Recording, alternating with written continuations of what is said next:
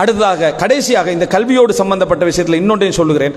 நம்ம சந்தித்துக் கொண்டிருக்கக்கூடிய ஒரு விஷயம், நமது பிள்ளைகளுடைய சிந்தனையில் ஏற்படுத்தியிருக்கக்கூடிய இந்த கல்வி என்று படிக்கிறோமே, இதில் 75% மார்க்கம் அங்கீகரிக்காதவைகள். ஆனால் நம்ம ஒரு சிஸ்டத்துக்காக, ஒரு சிலபஸுக்காக, ஒரு தொழிலுக்காக அந்த பாதையில் என்ன செய்கிறோம், போகிறோம். மற்றபடி இன்னும் இலங்கை இன்னும் ஒரு 10-20 வருடங்களில் நம்ம அருவருக்கத்தக்க, நம்ம ஏற்றுக்கொள்ளாத, எங்கள் கலாச்சாரம் அங்கீகரிக்காத கல்வி முறைகளை சந்திக்கும். அதை நீங்கள் பார்த்துங்க. 20 வருஷமெல்லாம் கூடுதல், ஒரு 10 வருஷத்துக்குள்ள என்ன செய்யும், சந்திக்கும். இந்த கல்வி முறையில் இருக்கக்கூடிய இன்றைக்கு இங்கே மட்டுமல்ல, உலகத்தில் எல்லா இடத்துலையும் மார்க்கம் என்று தழுவி இருக்கக்கூடிய இடங்களை தவிர இருக்கக்கூடிய எல்லா கல்வி முறைகளும் நமது மார்க்கத்தை அப்படியே கடத்தி எடுத்துட்டு போகக்கூடிய அமைப்பிலான சிலபஸ்களை தான் படிச்சுட்டு இருக்கிறோம். ஆனால் புள்ள எப்படி படிக்குதுன்னா வகி மாதிரி படிச்சுட்டு சிலபஸில் ஒன்று எழுதப்பட்டால் அது 100% உண்மை என்ற அடிப்படையில் பிள்ளைகள் என்ன செய்கிறது, படித்து கொண்டிருக்கிறது. ஆனால் நிறைய விஷயங்கள் மார்க்கத்துக்கு முரணான, சிந்தனைக்கு முரணான, பொருத்தமில்லாத, போலியான, தேவையில்லாத சப்ஜெக்டுகளும் நிறைய என்ன உண்டு என்பதில் எல்லின் முனை அளவிலும் சந்தேகமில்லை. அடுத்தது, இந்த பாடங்கள் எல்லாமே நம்மையும் மார்க்கத்தையும் பிரிக்கின்ற அமைப்பில் தான் இந்த பாடங்கள் எல்லாம் என்ன செய்யுது இருக்குது. நீங்கள் பிள்ளைகளை கூப்பிட்டு சொல்லுங்கள், உங்கள் உலக தலைவர்கள் 3 பேர பேரை சொல்லு, உலகத்தை ஆண்ட 3 பேர், உலகத்தில் சர்வதேச தாக்கம் செலுத்திய 3 பேர பேரை சொல்லு.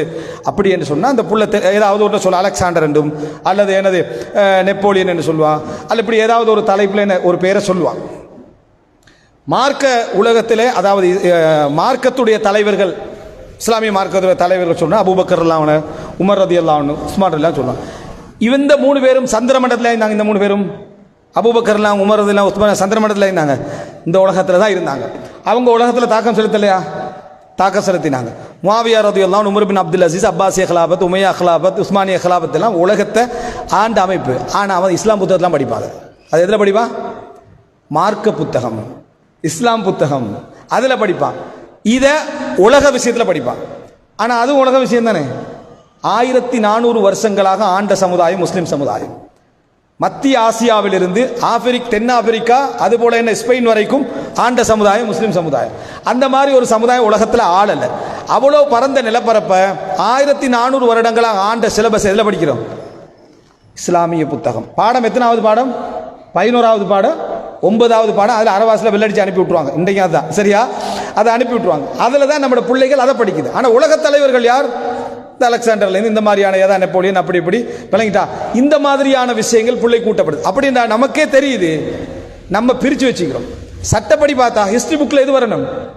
அபூபக்கர் ரலியல்லாஹு வரணும், உமர் ரலியல்லாஹு வரணும், முஆவியா ரலியல்லாஹு வரணும், உமர் பின் அப்துல் அசீஸ் வரணும், விளங்கிட்டா. அதே போல என்ன அப்துல் ஹமீத் வரணும், அப்துல் மஜீத் வரணும், இவங்கெல்லாம் வரணும்.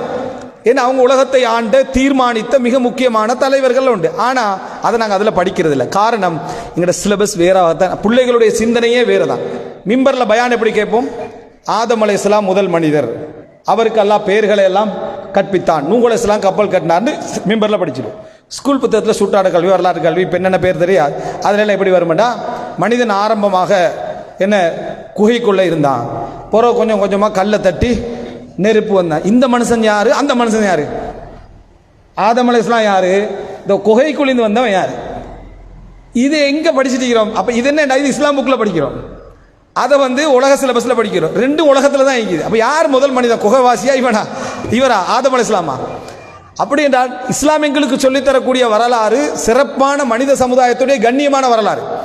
ஆதம் அலைஹிஸ்ஸலாத்திலிருந்து கல்வியோட, படிப்போட இந்த உலகத்துக்கு வாராரு.